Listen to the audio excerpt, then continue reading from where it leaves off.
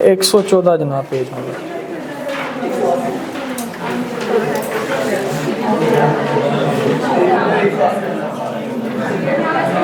एक 140 के 114।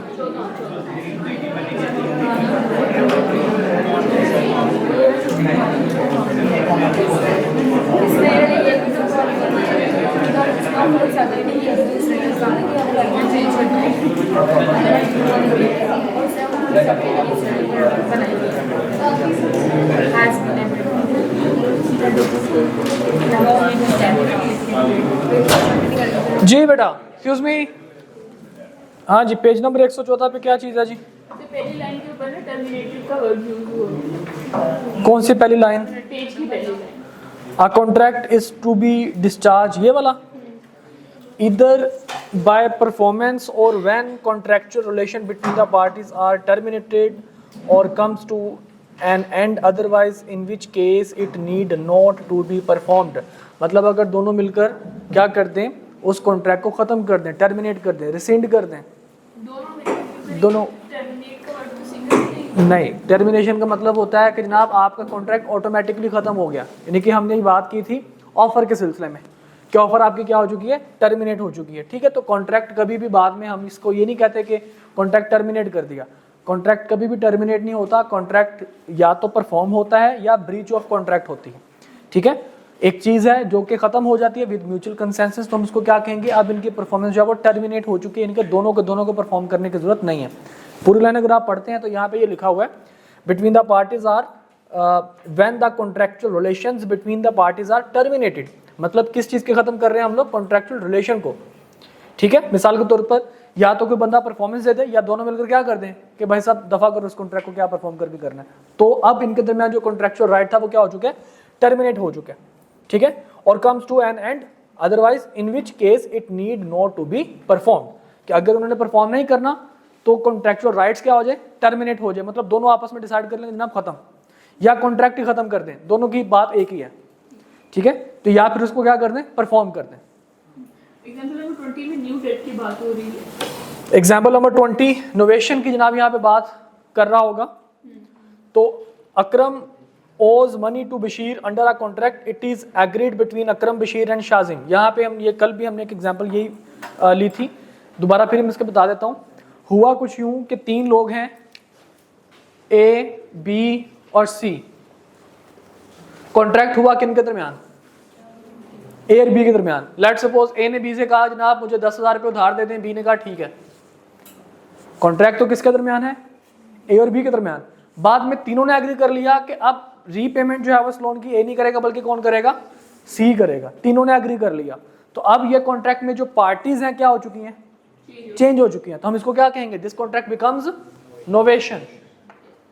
Party change हुई है, डेट तो नहीं ना चेंज हुआ, डेट तो हुई। देन व्हाट, यहाँ न्यू डेट पार्टीज पढ़े जरा क्या लिखा हुआ है। The old debt of Akram to Bashir no longer exists and new debt from Shazim to Bashir। जी, न्यू डेट का मतलब ये है कि जो कर्जा लिया है, जो मतलब जो पुराना कर्जे वाला कॉन्ट्रैक्ट था, अब इसने भाई साहब ने पे नहीं करना बल्कि कौन करेगा, ये। यानी कि इनके दरमियान समझा जाएगा कि नया कॉन्ट्रैक्ट, मतलब कॉन्ट्रैक्ट की अमाउंट वही है, कॉन्ट्रैक्ट वही है, नया उन्होंने कॉन्ट्रैक्ट नहीं किया, लेकिन क्या हुआ, पार्टीज चेंज हो गई। ठीक है, यहाँ पे न्यू डेट का मतलब ये नहीं कि नया कर्जा उसने ले लिया, ऐसा नहीं है जी। एग्जाम्पल 22 किसी और का भी था जी।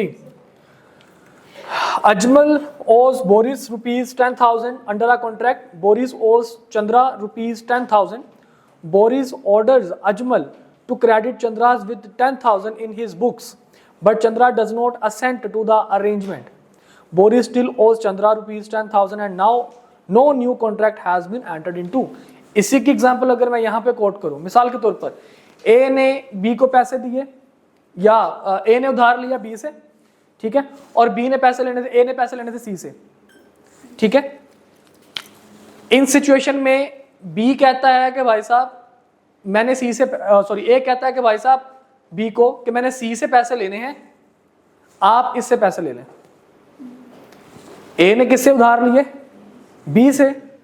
पेमेंट किसने करनी थी, ए ने, लेकिन ए क्या कहता है कि भाई मैंने सी से पैसे लेने हैं, आप ऐसा कीजिए सी से पैसे ले लीजिए। ठीक है, बी एग्री नहीं करता।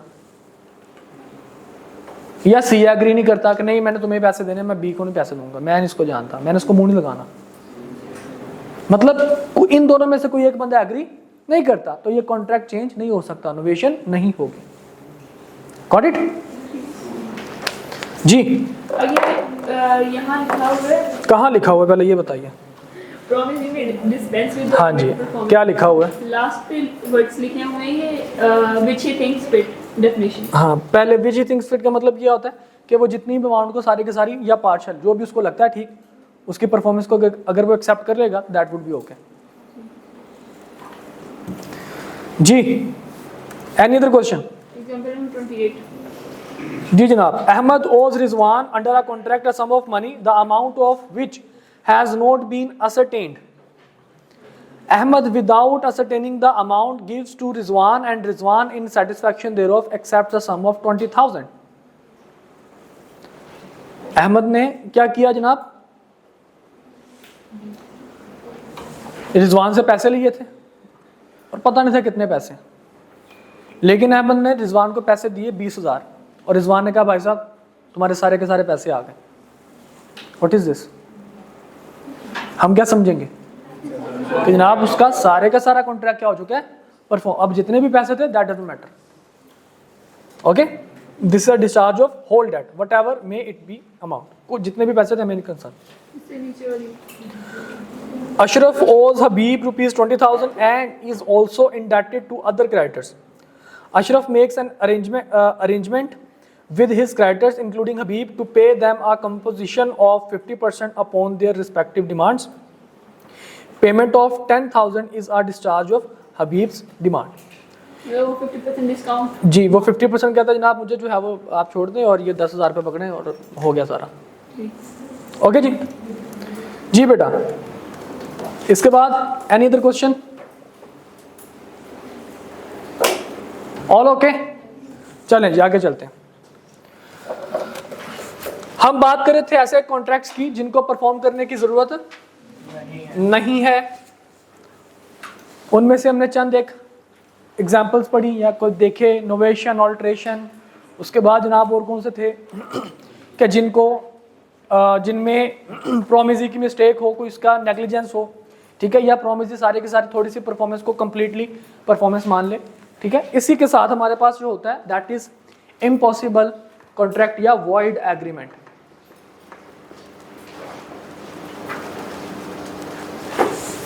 इम्पॉसिबल एक्ट या फिर वॉइड एग्रीमेंट हम इसकी बात करते हैं।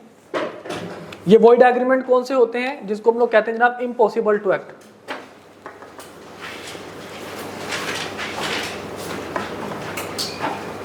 इम्पॉसिबल टू परफॉर्म, ये ज्यादा इसके ऊपर हम, क्योंकि वॉइड एग्रीमेंट हमने वहां भी पढ़ी हुए हैं तो इस वजह से कहीं कंफ्यूज ना हो जाए, इस वजह से इसके आपने ज्यादा फोकस करना है। इम्पॉसिबल टू परफॉर्म मतलब ऐसा कॉन्ट्रैक्ट जो कि इम्पॉसिबल टू परफॉर्म है, मतलब आप जिसको परफॉर्म नहीं कर सकते। अगर पहले ही इम्पॉसिबल टू परफॉर्म है तो वो क्या बन जाएगा, वॉइड एग्रीमेंट। और अगर कॉन्ट्रैक्ट बनने के बाद वो सब्सिक्वेंटली इम्पॉसिबल हो जाता तो फिर वो आपके पास क्या बन जाएगा, वॉइड कॉन्ट्रैक्ट। ठीक है जी, मतलब इनिशियली इम्पॉसिबल है तो क्या होगा,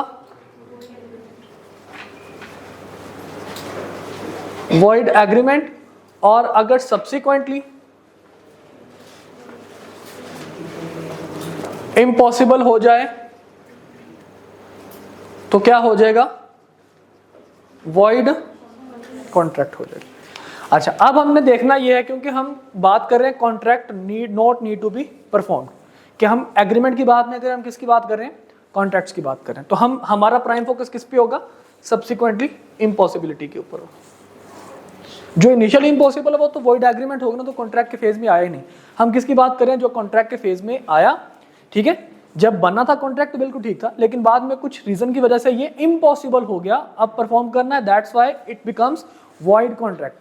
अब बेटा हम लोग जब बात करते हैं कि इम्पॉसिबल एक्ट कौन से हैं कि जिनको हम लोग कहते हैं कि जनाब के ये इस बेस पे हम इसको वॉइड डिक्लेयर कर रहे हैं, कब कॉन्ट्रैक्ट समझा जाएगा कि अब ये कॉन्ट्रैक्ट पॉसिबल नहीं रहा परफॉर्म होने के लिए। नंबर 1, अगर सिचुएशन ऐसी बन जाए, कैसी, डिस्ट्रक्शन ऑफ सब्जेक्ट मैटर।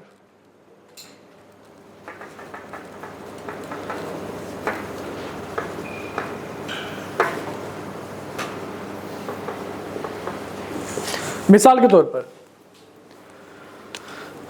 मेरे पास जनाब एक बाइक, मैं कॉन्ट्रैक्ट किया ए ने बी के साथ कि जनाब ये बाइक मैं आपको बेच दूंगा 50,000 रुपए के लिए। कॉन्ट्रैक्ट हो गया, ठीक है जी।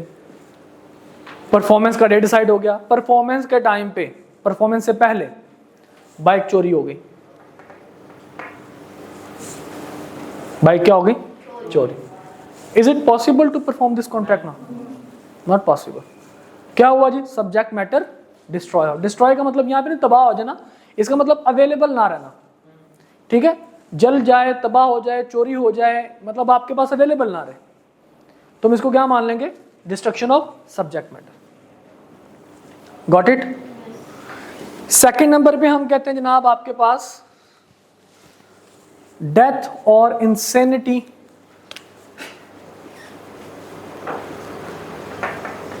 डेथ और इंसेनिटी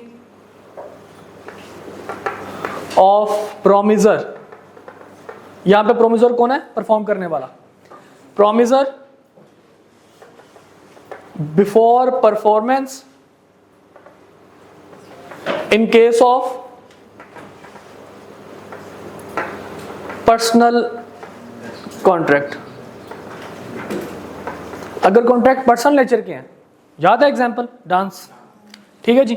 अगर पर्सनल नेचर के कॉन्ट्रैक्ट हैं तो उस कॉन्ट्रैक्ट में अगर परफॉर्मेंस से पहले प्रोमिजर की डेथ हो जाए या वो इनसेन यानी कि पागल हो जाए क्योंकि वो परफॉर्मेंस देने के काबिल नहीं रहा होगा, ठीक है, वो ये ना हो जनाब उसको डांस के लिए बुलवाया जाए और वो लोगों को डांस करवाता फिरे गन पकड़ के, तो इसलिए अब वो परफॉर्म करने के काबिल नहीं है, तो जनाब हम क्या कह सकते हैं कि अब ये कॉन्ट्रैक्ट क्या हो चुका है? वॉइड हो चुका है। Is it okay? कोई मसला मिसाल तो नहीं, कोई प्रॉब्लम? ओके जी। उसके बाद जनाब हम लोग कहते हैं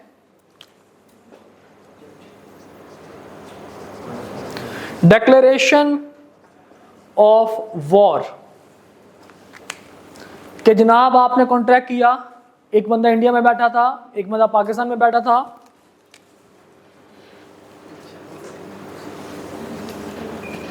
एग्रीमेंट हो गया किस चीज का? कि जनाब इंडिया वाले ने कहा कि सर हम आपको 500 साड़ियां,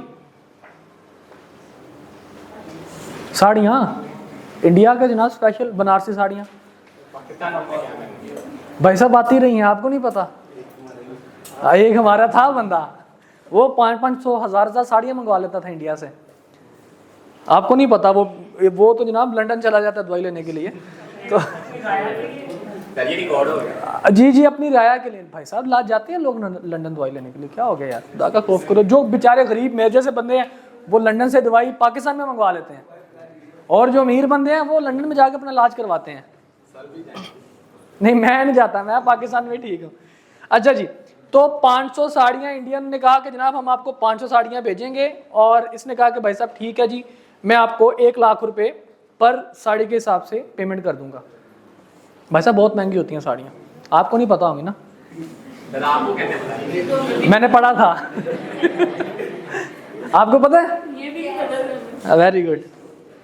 अच्छा जी, तो जनाब इन्होंने कहा जी 1 लाख रुपए के हिसाब से पर पीस जो है वो हम आपको 1 लाख रुपए पर पीस। बेटा बड़ी बड़ी महंगी, बहुत महंगी है। आप दरअसल ना हम लोग हैं गरीब, हम जहां पे कोई चीज होती ना प्राइस टैग के ऊपर लिखा हो 5-7 हजार, हम कहते हैं बहुत महंगी है। हमें लगता है कि इससे महंगी कोई चीज है नहीं, लेकिन मसला ये है कि साड़ियाँ बहुत बहुत महंगी होती हैं। वापस आ जाए जी, मैं अपनी बात कर रहा हूँ भाई, मैं अपनी बात कर रहा हूँ, मैं किसी को टारगेट नहीं कर रहा। सिर्फ हम ये सिर्फ रेट पढ़ सकते हैं, हम ये सिर्फ पढ़ सकते हैं इनको, तो पढ़ने के पॉइंट ऑफ व्यू से जैसे मैं आपको बता रहा हूँ उसको ऐसे ही है। अच्छा वापस आ जाए भाई, एग्रीमेंट हो गया, कॉन्ट्रैक्ट सारा कुछ हो गया जनाब। परफॉर्मेंस से पहले क्या छिड़ गई? पाकिस्तान इंडिया की जंग छिड़ गई। Is this possible to perform the contract? क्योंकि बॉर्डर सारे बंद हो चुके हैं जनाब। अगर वो कोई भी इंडिया से पाकिस्तान में चीज़ भेजेंगे तो हम क्या मान लेंगे कि ये क्या है? दहशतगर्दी है। दहशतगर्दी नहीं बल्कि इंडिया का अटैक है हमारे ऊपर, ठीक है। साड़ियों का भाई साहब क्या हो गया भाई? अभिनंदन ने कौन सा आगे हमारे पे हमला कर दिए थे? वो तो बेचारा सिर्फ एंटर ही हुआ था ना हमारी फिजाई बाउंड्री में। हाँ जी, वो तो चाय भी नहीं आया था, वो तो सलाम करने के लिए आया था। आपने आके उसको वालेकुम सलाम के चक्कर में आपने उसको रंग दिया उसका माथा। एनीवेज कर सकता था ना, तो यही नहीं नहीं नहीं देखिए, हो सकता है कि साड़ियों के अंदर कोई चीज ऐसी छुपी हो जो अटैक करती हो। साड़ी बम ढोलकी बम हो सकता, साड़ी बम नहीं हो सकता। आगे जी, तो अब जनाब वो कहता है कि क्योंकि वॉर छिड़ गई है तो अब this is impossible to perform the contract, इसलिए this contract becomes void contract. Is it okay? यहां तक मसलन साल बेटा? ओके जी, अब जनाब हम कहते हैं कि उसके बाद cessation of production of a good। अगर एक गुड बनना ही बंद हो जाए, सीज हो जाए, एक चीज मतलब वो बन ही नहीं सकती, प्रोड्यूस नहीं हो सकती। मैं आपको छोटी सी एग्जांपल देता हूं। एक कंपनी है सेगा, उसके जो वेपन्स है ना वो बहुत जबरदस्त है। 12 बोर, जिसको आप शॉर्ट गन भी कहते हैं, जिसको आप पंजाबी में पंप एक्शन भी कहते हैं, वो वाली जो गार्ड के पास है नीचे। गार्ड वाली ना कर देखा तुमने? नॉर्मली ऐसे ही होता है, मतलब जो नहीं, वो 2 नंबर गन्स होती हैं, वो अल्लाह और ये बहुत खतरनाक होती हैं। उसका असर वो ट्रिगर उतारा होता है। पंप एक्शंस जो होती हैं भाई, वो इतनी अल्लाह माफ करे खतरनाक होती हैं ऐसे नहीं, ऐसे चलाते हैं कि आप कोशिश करें। फर्स्ट ऑफ ऑल तो वेपन्स के पास जाना ही नहीं चाहिए अगर आपको वेपन का नॉलेज नहीं है।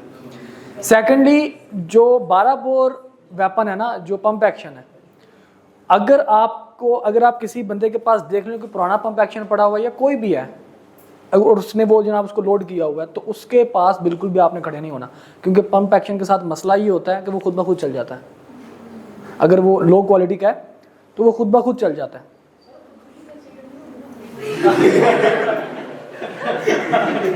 That's the point। वो खुदकुशी नहीं होगी। आप क्या खैरियत है, मतलब रिजल्ट तो नहीं आने वाला कि अच्छा जी, वापस आ जाए। वापस कोई बात नहीं बेटा, इतनी जल्दी अपनी जान जैसी नेमत को, जिंदगी जैसी नेमत को नहीं खत्म करते हैं। 12 बोर। हाँ जी, तो ये जो कंपनी है बेटा, इस कंपनी का जो वेपन है बहुत जबरदस्त था। 12 बोर वेपन ऐसा, इसकी ऐसी खूबसूरत वेपन ऐसा और इतना पायदार इस कंपनी के अलावा आज तक किसी कंपनी ने नहीं बनाया।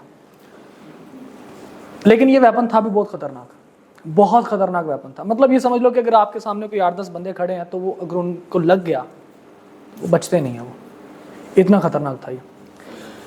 इसमें जनाब इस कंपनी ने क्या कर दिया, इस प्रोडक्ट को बनाना बंद कर दिया। उन्होंने इस प्रोडक्ट को बनाना बंद कर दिया।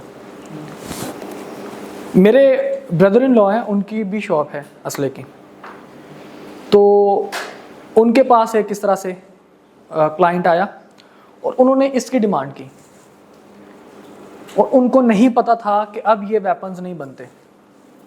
उन्होंने कहा कि जी ठीक है, मिल जाएगा आपको, मसला कोई नहीं है।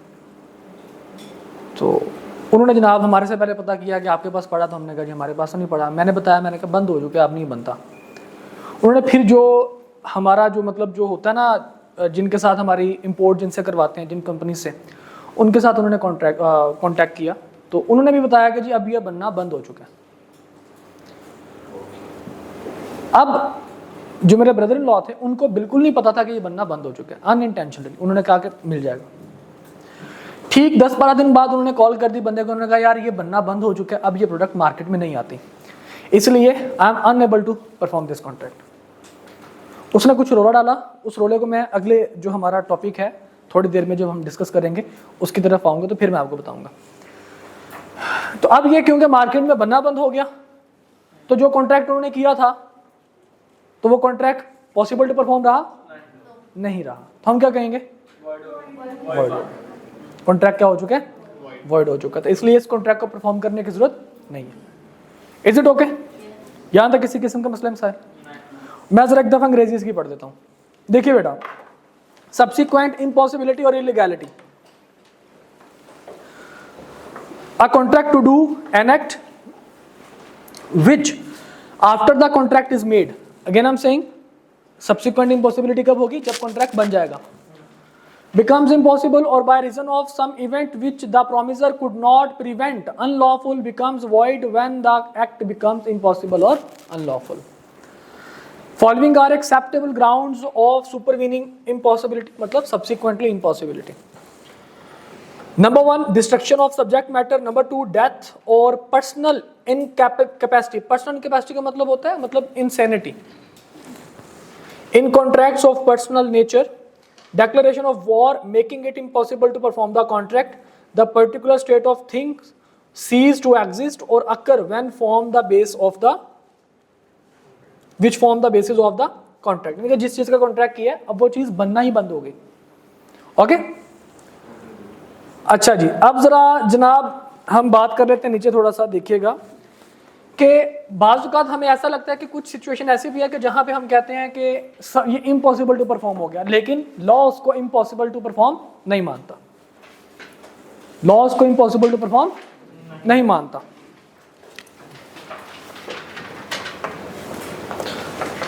Not considered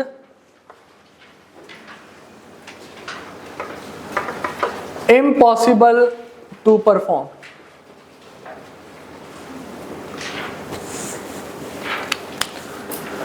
सबसे पहली बात जनाब,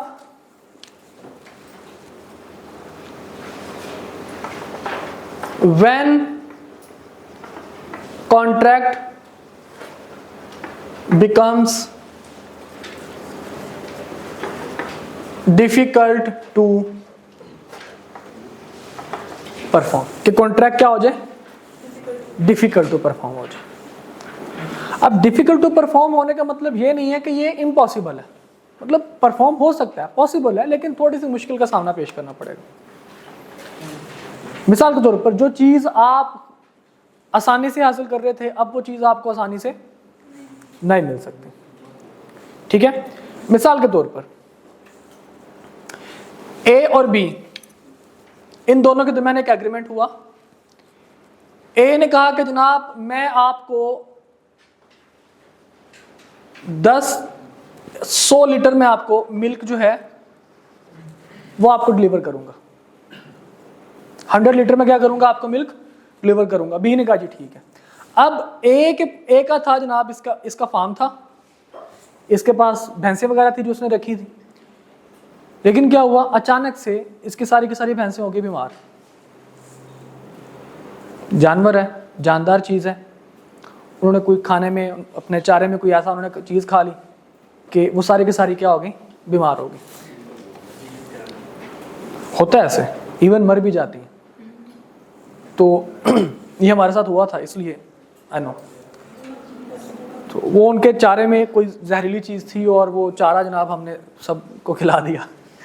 वो थे तकरीबन, ज़्यादा नहीं थे लेकिन 20-25 के करीब थी. वो सारी की सारी बेचारी एक ही दिन में, काफ़ी नुकसान हुआ था. एनीवेज, तो ए के जितने भी जानवर थे अचानक उन्होंने कुछ चीज़ ऐसी खा ली कि सारे के सारे क्या हो गए, बीमार हो गए. दे आर मतलब mister A is unable to deliver the milk from his farm.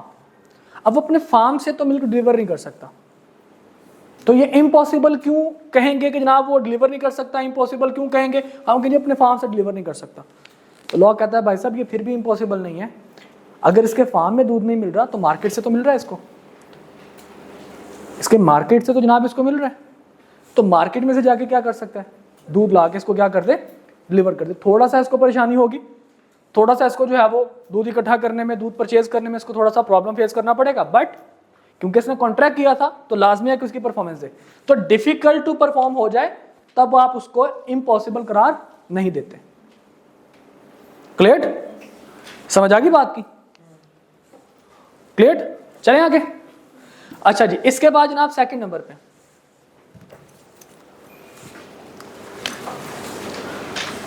Contract becomes commercially unviable. Viable का मतलब होता है प्रॉफिटेबल, और अनवायबल का मतलब क्या होगा? लॉस, इसमें हम क्या देंगे? Non profitable. तो कहते हैं जी जब आपका कॉन्ट्रैक्ट जो है वो आपको कमर्शियली प्रॉफिटेबल ना रहे। कमर्शियली प्रॉफिटेबल ना रहने का क्या मतलब है? मिसाल के तौर पर ए ने बी के साथ कॉन्ट्रैक्ट किया,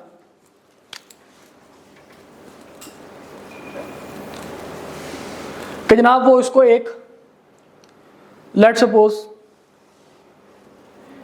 एक कार इसको परचेज करके देगा या कार इसको बेचेगा 1 लाख रुपए की,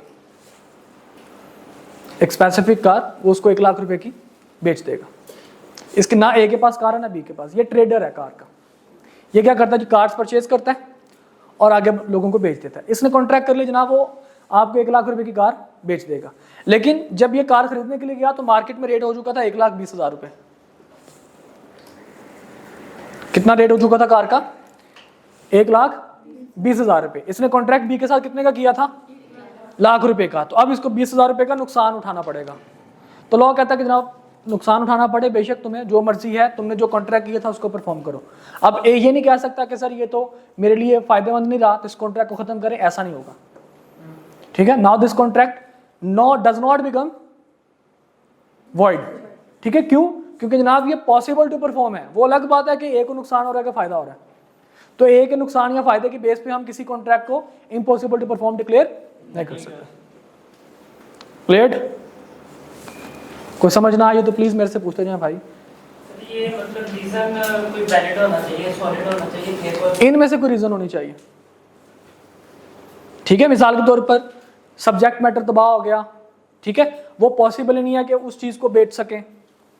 ओके, इसी तरह से जनाब वॉर छिड़ गई कि पॉसिबल ही नहीं है कि उसकी परफॉर्मेंस कर सके। समझ रहे बात को? तो इन तमाम सिचुएशंस के अंदर हम बात कर रहे हैं कि वो इम्पॉसिबल होगा, लेकिन जहां पे पॉसिबल है, मुश्किल टू परफॉर्म है और नुकसानदेह टू परफॉर्म है, तो हम उसको कंसीडर इम्पॉसिबिलिटी कंसीडर नहीं करेंगे। क्लियर? अच्छा जी, इसके बाद जनाब हम बात करते हैं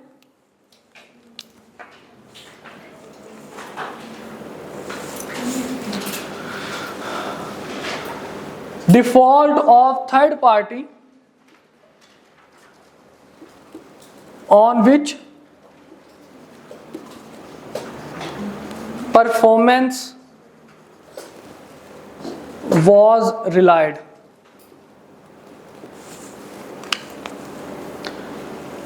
मिसाल के तौर पर